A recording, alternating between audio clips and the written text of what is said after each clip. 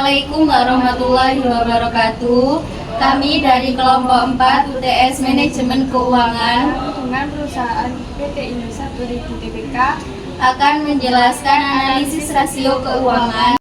A few moments later.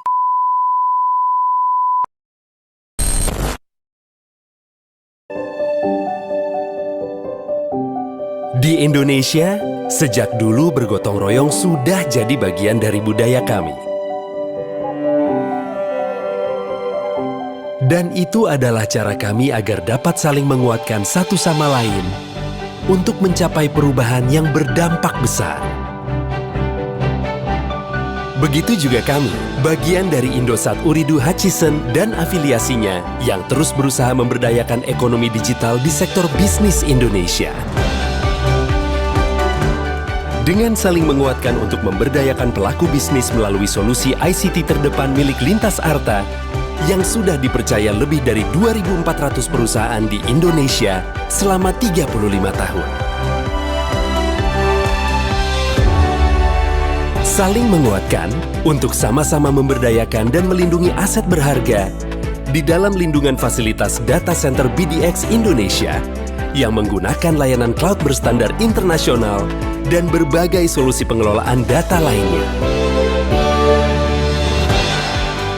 Saling menguatkan dalam memberdayakan infrastruktur pembayaran di Indonesia.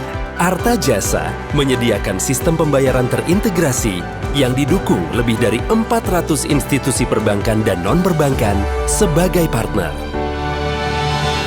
Dan saling menguatkan dalam menyediakan konektivitas cepat untuk pengalaman pelanggan terbaik bersama partner internasional. Indosat Singapura mendorong sektor bisnis, UMKM, pendidikan, ilmu pengetahuan, dan teknologi. Kami, Indosat Uridu Hutchison dan afiliasinya, bergotong royong memberi pengalaman luar biasa untuk memberdayakan semua sektor industri di Indonesia. Indosat, Empowering Indonesia.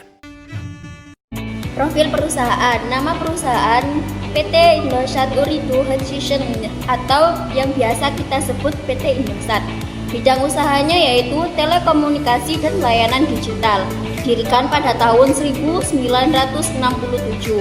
Sejarah dari PT Indosat ini yaitu awalnya bernama PT Indonesian Satellite Company yang kemudian bergabung dengan Hutchison 3 Indonesia pada tahun 2022 yang menjadi Indonesia Uridu Hutchison. Selanjutnya ada visi dan misi perusahaan PT Indosat Uridu. Visinya yaitu menjadi perusahaan telekomunikasi digital paling dipilih di Indonesia.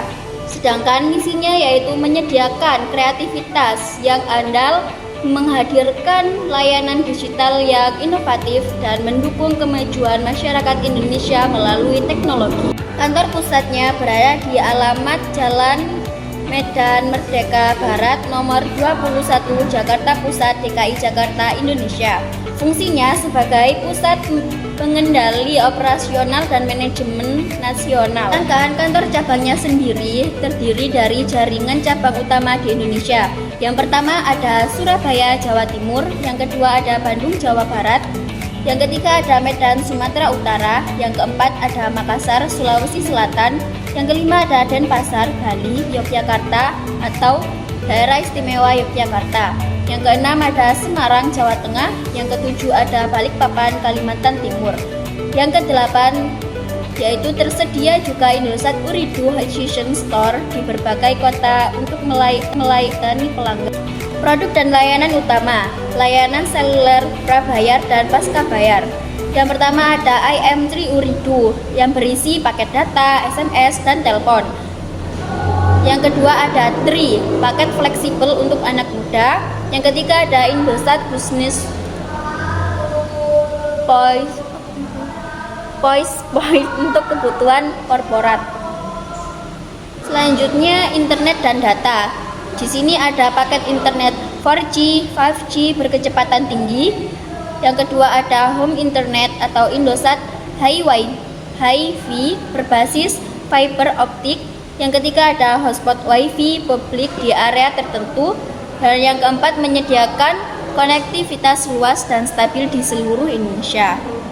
Sedangkan untuk layanan digital sendiri, layanan cloud dan data center untuk bisnis yang pertama ada dompet digital yang berisi IM Cash, Doku, Partnership. Yang kedua ada aplikasi digital, ada My IM3 dan Bima untuk pelanggan.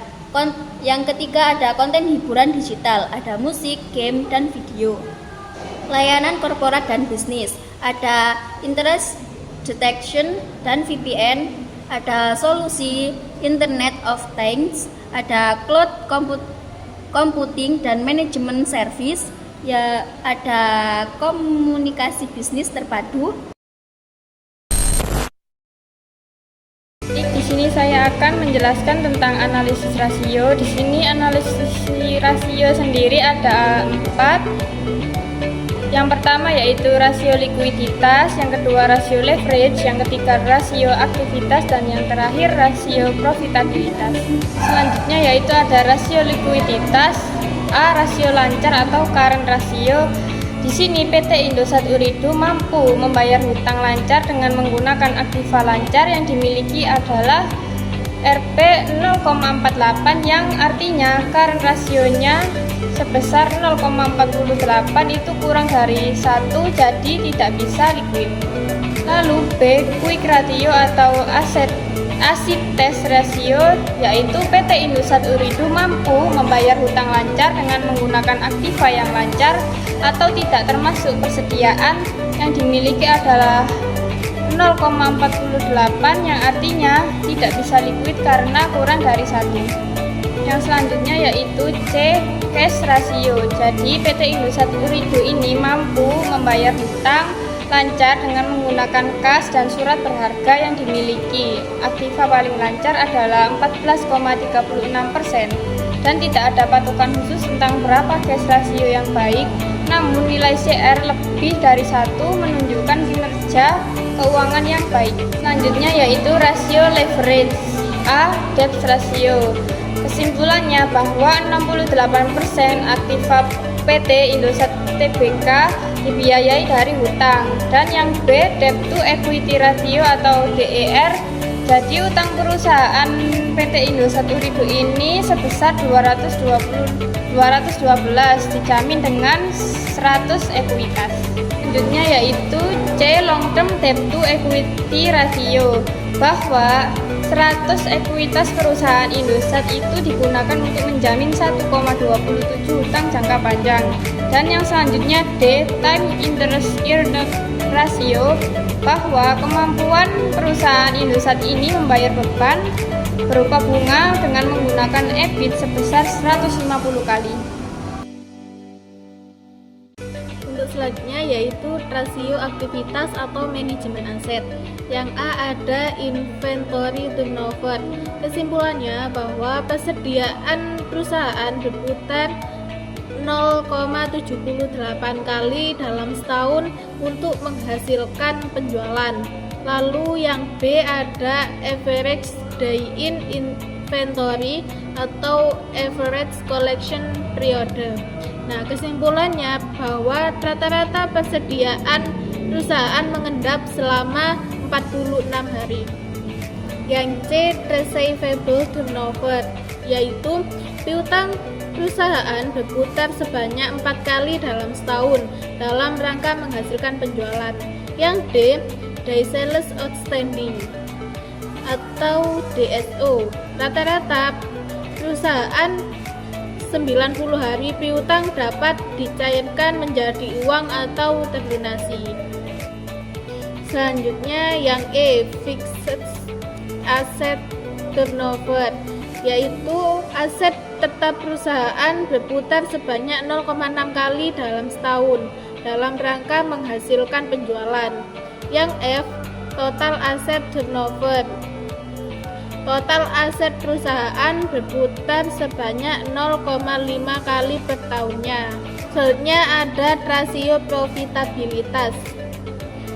Yang A, return on asset atau ROA.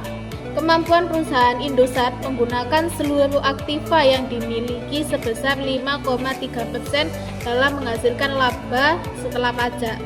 Yang B, return on equity atau ROE. Modal, jadi perusahaan Indosat untuk modal sendiri yang dimiliki dalam menghasilkan laba setelah pajak hanya sebesar 0%. Margin ratio, kemampuan perusahaan Indosat menghasilkan laba bersih di penjualan yang dilakukan sebesar 0%. Yang D, operating profit margin atau OPM, kemampuan perusahaan Indosat menghasilkan laba sebelum bunga dan pajak penjualan yang dilakukan sebesar 12%. Yang E, gross profit margin, kemampuan perusahaan Indosat menghasilkan laba kotor dari penjualan yang dilakukan sebesar 6,732,525. Yang F, basic earning power, kemampuan perusahaan Indosat menghasilkan laba operasi atau EBIT dengan menggunakan total aktiva yang dimiliki sebesar 6%. Jadi, kesimpulan dari materi kelompok 4 UTS Manajemen Keuangan dengan PT Indosat Ooredoo adalah Indosat Ooredoo Hutchison atau IOH merupakan perusahaan besar di bidang telekomunikasi dan layanan digital yang memiliki jaringan luas dan kontribusi yang signifikan bagi transformasi digital Indonesia. Namun dari sisi keuangan, perusahaan ini masih menghadapi beberapa tantangan, terutama pada likuiditas dan efisiensi aset. Meskipun kinerja leverage dan profitabilitas operasional menunjukkan hasil yang cukup baik. Dengan memperkuat manajemen kas, meningkatkan perputaran aset, serta mengoptimalkan pendapatan digital, perusahaan ini memiliki potensi besar untuk terus tumbuh menjadi perusahaan telekomunikasi digital terdepan di Indonesia yang berdaya saing global.